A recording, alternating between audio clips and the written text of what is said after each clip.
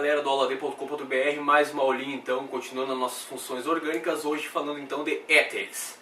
O que são os éteres? Como que a gente identifica um éter? Um éter é um composto que vai ter um oxigênio entre os carbonos, tá? A gente vê uma cadeia carbônica de um lado, uma cadeia carbônica de outro e um oxigênio entre elas. O éter ele tem a característica de ter duas nomenclaturas que são bastante utilizadas, tanto a IUPAC, que seria a nomenclatura oficial, quanto a usual, são duas nomenclaturas bastante utilizadas. Eu vou exemplificar aqui, tá, com as duas maneiras para a gente ver. Então olha só como é o éter. É o oxigênio, cadeia carbônica de um lado, cadeia carbônica de outro. Eu posso ter, né, o éter que tem os dois lados iguais ou que tenha lados diferentes, que são os outros exemplos que eu tenho aqui, certo? Como é que funciona? Aqui nós não vamos utilizar o princípio da ordem alfabética que a gente vem vendo, né, nos compostos orgânicos. A gente vê assim, ó, um lado e outro do oxigênio, o lado menor e o lado maior, certo? Na nomenclatura IUPAC, a nomenclatura oficial, a gente vai escrever o nome do lado menor acompanhado do sufixo oxi, depois a gente escreve o nome do lado maior acompanhado do sufixo ano, certo? Então, como é que eu vejo esse composto aqui? Ó? Ele tem esse lado igual ao outro, então não vai fazer diferença aqui. Tanto um quanto o outro são et, né? Então seria etoxi etano, certo? Nomenclatura usual seria éter, aí o lado menor eu ponho il, o lado maior eu ponho ílico. Seria éter etil etílico. Acontece que a gente não escreve dessa maneira quando nós temos dois lados iguais. A gente usa o princípio do di. Então, ao invés de escrever etil etílico, nós escrevemos dietílico.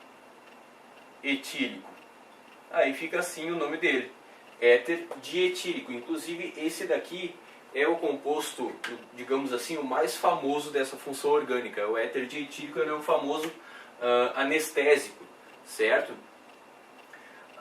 E ele é muito inflamável e tal. Ele caiu em desuso porque, pelo fato dele ser muito inflamável, ele ser utilizado, né, para anestesiar as pessoas, ele era utilizado na forma de gás, e ele na forma gasosa ele é muito mais denso do que o ar, então ele se acumula perto do solo, então qualquer faísca, qualquer fagulha causa um acidente bem grave, então ele tem caído em desuso, tá? Esse outro éter aqui, ó, temos o lado menor, o lado maior. A gente olha aqui, esse lado menor é de um carbono, né, met. Esse lado maior aqui é de 2 carbonos, então é et. Como é que fica a nomenclatura oficial? O lado menor com oxi, então metoxi. O lado maior com ano, et etano. Então, ó, metoxi etano é a nomenclatura oficial. Como é que fica a nomenclatura usual? A nomenclatura usual a gente escreve éter, e aí, onde nós temos o lado menor, nós colocamos il. Então o lado menor é met, então é metil. O lado maior é et, então o lado maior com ílico. Metil etílico, certo? Então, ó, éter quer dizer que tem o oxigênio lá. Do lado eu tenho um carbono, do outro lado eu tenho 2. Certo?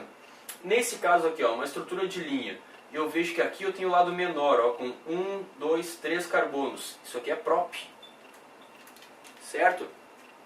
Aqui eu tenho o lado maior, com 5 carbonos. Então aqui é pente.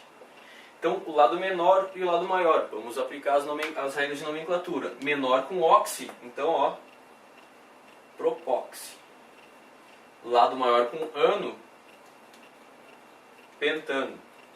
Essa é a nomenclatura oficial para esse éter.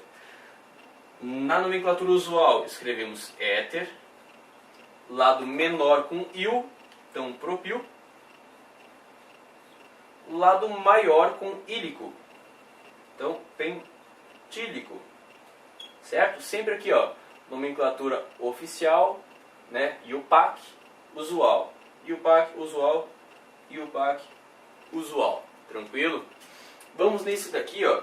No caso desses éteres, assim, que aparece essas cadeias carbônicas assim, que não são retas, né? Que não são cadeias carbônicas normais, o que a gente deve raciocinar?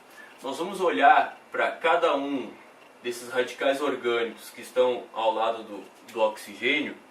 Nós vamos olhar para esses radicais orgânicos como se eles fossem ramificações. Esse daqui é de 3 carbonos, mas aqueles 3 carbonos ali, eles não são iguais a esses 3 aqui.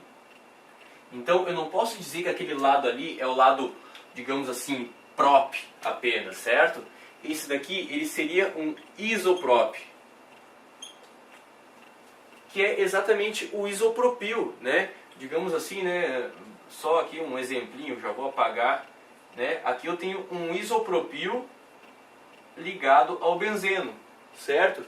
Essa cadeia aqui, ó, ela é de 4 carbonos pendurado pelo segundo carbono ali, ó.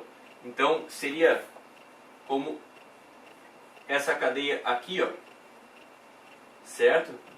Qual que seria essa ramificação aqui, né, que está ligada nesse benzeno? Isso aqui seria um sec-butil, certo? Então, nesse caso, nesse éter aqui, ó, eu tenho um lado menor, que é de 3 carbonos e que é um isoprop, e aqui eu tenho um lado maior, que é um sec-but, certo? Esse lado aqui é o lado maior. Então eu vou aplicar as regras de nomenclatura dos éteres, só que nesse caso aqui não se utiliza a nomenclatura IUPAC, se utiliza exatamente a nomenclatura usual, tá? Nós vamos dizer que esse aqui é um éter. Qual que é o maior? É o de 3 carbonos. Então nós vamos dizer lado menor com IU, isopropil, lado maior com ílico. Então o lado maior é sec-but, né? Sec-butílico. Tranquilo? Vamos montar uma estrutura de um éter aqui, ó, a partir de um nome. Vamos escrever aqui então éter etil isobutílico, por exemplo. Certo? Então o que eu escrevi? Que é um éter, então ele tem o oxigênio entre os carbonos. Etil quer dizer que tem 2 carbonos de um lado. Botei para esse lado porque eu estava afim, poderia ter colocado para o outro lado, dá no mesmo. Isobutílico, como que vai ser o isobutil? Ele tem essa estrutura aqui, ó. Esse daqui então é o éter etil isobutílico.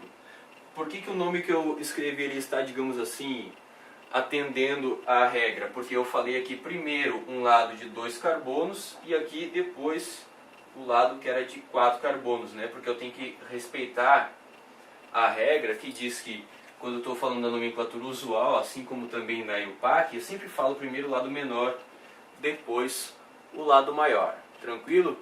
Éter tem essa peculiaridade, a gente tem que manjar, né? A gente tem que saber tanto da nomenclatura oficial quanto da nomenclatura IUPAC e lembrar que sempre que a gente está falando de um éter, a gente tem que falar pelos tamanhos. A ordem que se fala não é a ordem alfabética, é a ordem pelos tamanhos. Então, menor e maior sempre, beleza?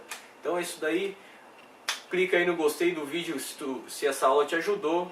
Um grande abraço, até a próxima!